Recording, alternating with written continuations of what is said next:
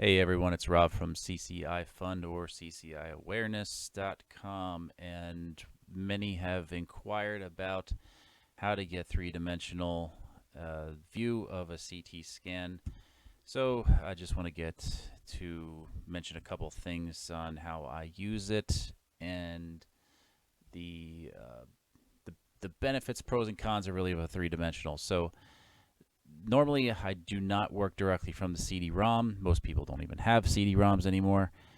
So what do you do? And I'm going to make a separate video of this. I think I already did, but I don't seem to know where it is. Anyway, simple thing is if you do have a CD-ROM, and it's better just to use it, don't use it from the CD-ROM. Just drag to a folder onto anywhere you want to in your desktop. For example, I'm putting an R-Long medical share, and simply I just have to do this, drag right over to the desktop from the CD-ROM. So I'm copying all, dragging over, like a click and hold, drag over, let go, and you'll see the file starting to copy. All right, so I'm just going to stop that since I already have this copied. And we're going to click delete there and just get rid of that. So that's just a little thing. If you don't have a CD-ROM, the thing I want to probably do a separate video on how to do it is just create from your web browser in your Google account, create a folder named after the type of scan and date, and then just take from the folder, take your content and just drag right onto the browser, and then you can share this folder out to anybody you want to. So that's one of the greatest of benefits. So where we start from here, come into Radiant Viewer, and it's free use for about a month, and that's the trial. And then after the trial, you can use it for about 5 minutes before it automatically shuts down on you. So once you go to Radiant, download. Otherwise, if you have an Apple, you can use Horus, which also has three-dimensional. But I'd be a separate video because I'm on a Windows machine right now. Okay, let's get into what do you do.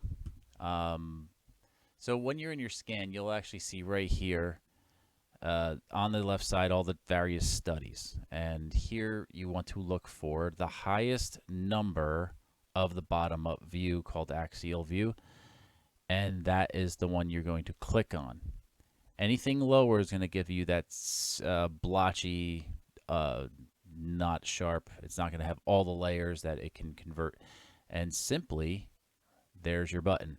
3D, click, and you're done. So now I want to go into a little bit about the pros and cons of the three-dimensional, just so you understand that this is not what you want to really diagnose completely from. Three-dimensional helps you just know where to look a little bit more detailed on the two-dimensional.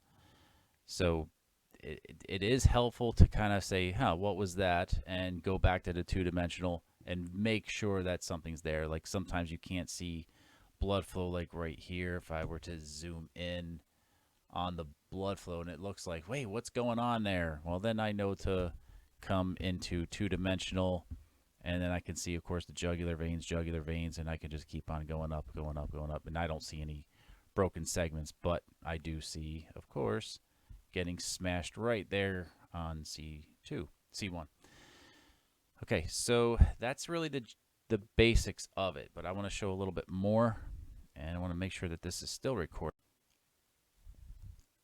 Now going back into three-dimensional just to get in to a little understanding of what we're dealing with here. So when I'm widescreen, I got a touch screen, so I'm going to be just using my fingers here. You'll see some hardware from the machine. Actually, let me go back to this up top. So you'll see the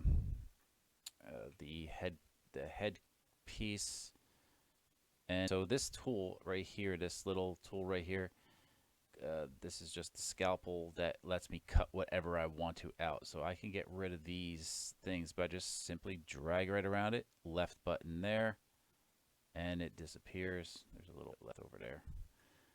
And I'll click back onto rotation.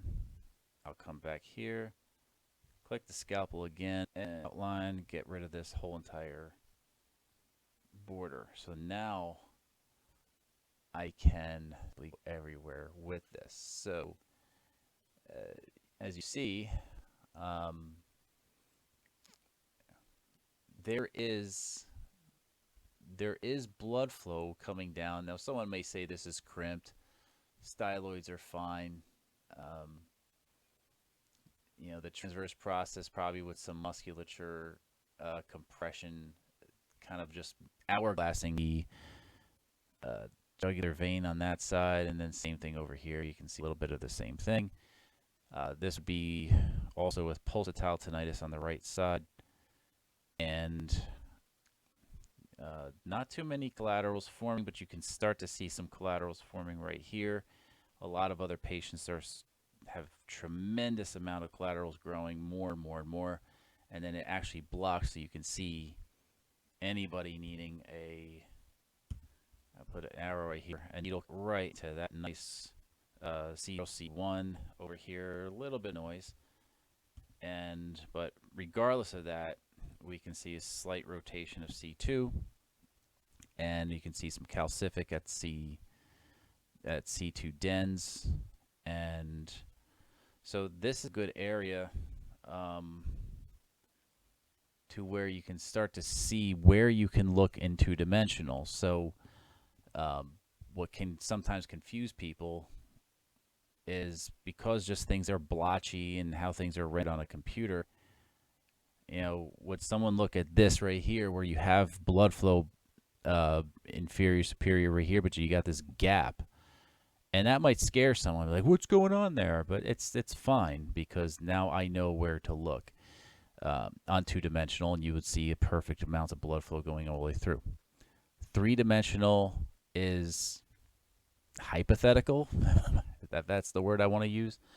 So this can actually help someone be more guided on where to look on the two-dimensional scan. So what's also nice about this is you can see if there's any curvature to spinous processes. I had one patient has their C7 or T1 literally curves. It completely curves. And you imagine someone judging scoliosis based on what they think the bumps are happening on the back, or if they just missed that in two-dimensional as well. Yeah, you can see this massive C2 rotation along with the skull, and that is good information. And of course, that's just going to lead us right back down to here. You can see which way, and I'm not going to do an actual measurement. I'm just giving you an idea. We can see where C2 is heading in the direction. We can see where C1 is kind of at, and but if I was doing an actual measurement on this stuff, it would that's another video. And of course you can see with the jugular veins and the arteries right there, you can see this vertebral the jugular vein getting smashed right there, getting crimped on both sides. Obviously this would not exactly make someone pass out, but it would likely give maybe some lightheadedness, especially maybe on rotation. So this doesn't have a rotation scan. So that's really it on making three-dimensional. Radiant Viewer for Windows and Horus for MacBook. I will see if I can get a hold of a MacBook and do a video on that, just to show how Horus works, but it's the same concept. Highest scan axial, click three-dimensional, and there you have it. Then use your tools, scalpel to get rid of stuff all over the place, and then delete it, and that is art right there.